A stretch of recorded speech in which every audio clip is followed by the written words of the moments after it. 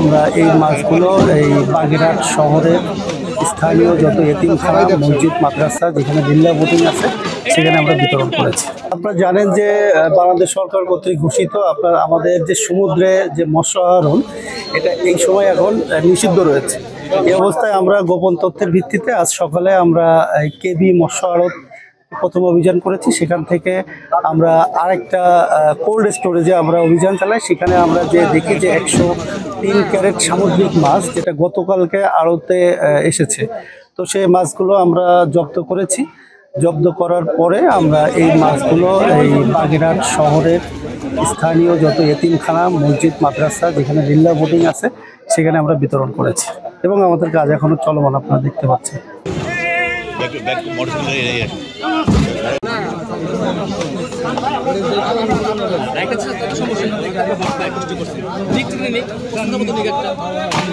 নগদ পেমেন্টে 500 টাকা পর্যন্ত ক্যাশব্যাক আর লেনদেনে প্রতিদিন ডিপ ফ্রিজ এবং ঘন্টায় ঘন্টায় এসি, টিভি সহ দারুণ সব গিফট।